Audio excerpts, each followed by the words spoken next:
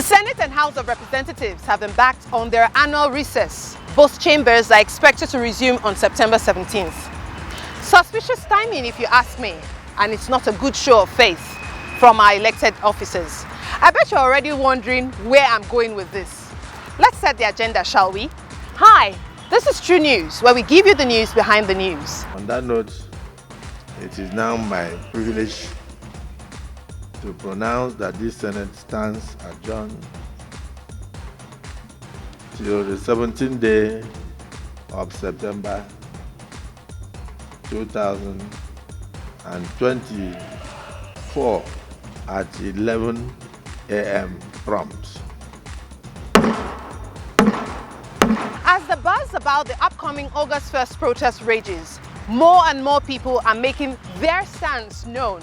While it looks as if regional factions are heeding warnings of the constituted authorities, many more are pushing back and putting their foot down on their right to protest. Social media is rife with the plan to occupy cities across Nigeria for 10 days. Organizers are said to have drawn inspiration from events in Kenya. As demonstrations planned for 1st of August in Nigeria draw near, President Bola Ahmed Tinubu has urged organizers to drop their plans. He said, capitalizing on the economic hardship in the country, some men and women with sinister motives have been reported to mobilize citizens, particularly young people, to stage a protest.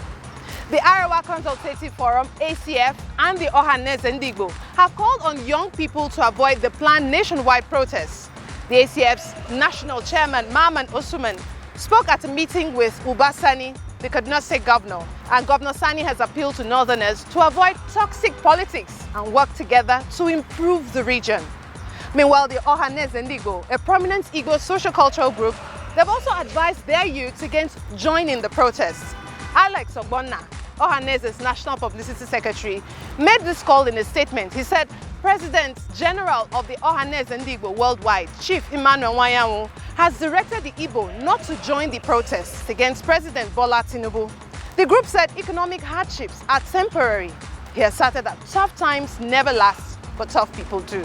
Go to Sambisa forest. Boko Haram is not in Lekki State.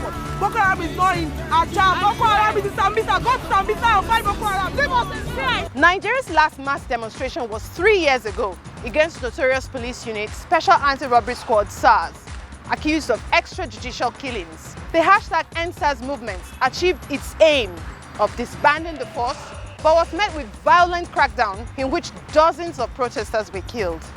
Trade union bosses, organized labor, that's the Nigeria Labour Congress, NLC, and Trade Union Congress, CUC, have also urged President Bola Ahmed Tinubu to sit down with the protest organizers and not to dismiss their concerns as sponsored political dissent. But the presidency has accused supporters of defeated presidential candidate Peter Obi of the Labour Party of planning the protest and galvanizing support on social media with hashtags such as hashtag Tinubu must go, hashtag EndBadGovernance in Nigeria. According to Special Advisor to the President on Media and Information, Bayo Ononuga, he said Obi should be held responsible for anarchy. In response to this, the Labour Party has issued a statement denying this. They're calling the allegations a figment of the author's imagination and branding the government puerile. Meanwhile, Obi's lawyers have also issued a 72-hour ultimatum to Ononuga to withdraw his defamatory statement. In the coming days, we'll be bringing you updates about the planned leaderless protests. In the meantime, here's a highlight of 3 major protests that happened in Nigeria and how it has left a significant trademark on the minds of many Nigerians. At number 1, we have the Aba Women's Riot. The Aba Women's Uprising was the first major challenge to British authority in Nigeria and West Africa during colonial period. Thousands of Igbo women organized a massive revolt against the policies imposed by the British colonial administration in southeastern Nigeria.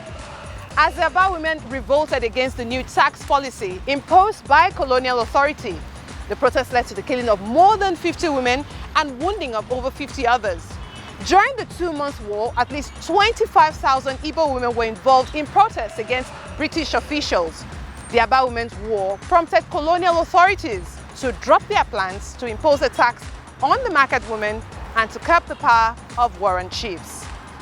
The second one is the June 12, 1993 election annulment protest.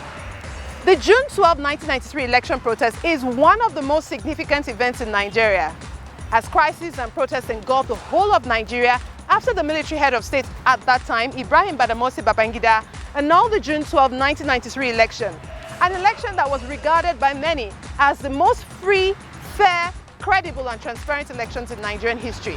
Moshood Kashimawo Abiola was said to have won the 8 million votes, winning in 19 states, while his opponent, the NRC candidate Tofa, received over 6 million votes and won in 10 states.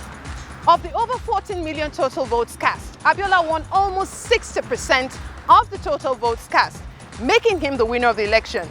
After the annulment of the then election by the military government, riot broke out, especially in the southern part of Nigeria, as student action groups and civil societies took to the streets to protest against the military over the June 12, 1993 election annulment.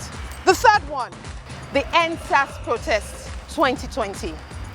The EndSARS protest, as I mentioned earlier, began as a call to end police brutality and extrajudicial killings that had become endemic in Nigeria.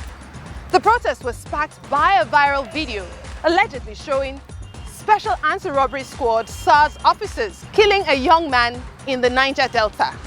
Authorities denied the footage was real. The man who filmed the video was arrested, provoking even more anger.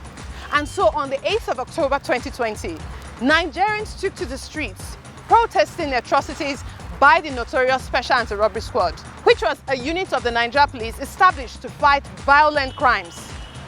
By the 20th of October, at least 12 peaceful protesters had been killed in Alausa, in Ikeja, and in Lekki, Lagos, by security operatives.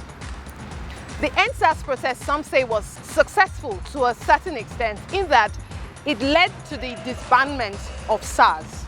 As Nigerians troop out to the streets across Nigeria to agitate their demands from August 1st to August 10th, it is yet to be seen if this protest, named EndBadGovernance protest, will be as historic as the ones mentioned earlier. What do you think? You can join the conversation in the comment section, and don't forget to follow us on all our social media platforms at Roots TV Nigeria.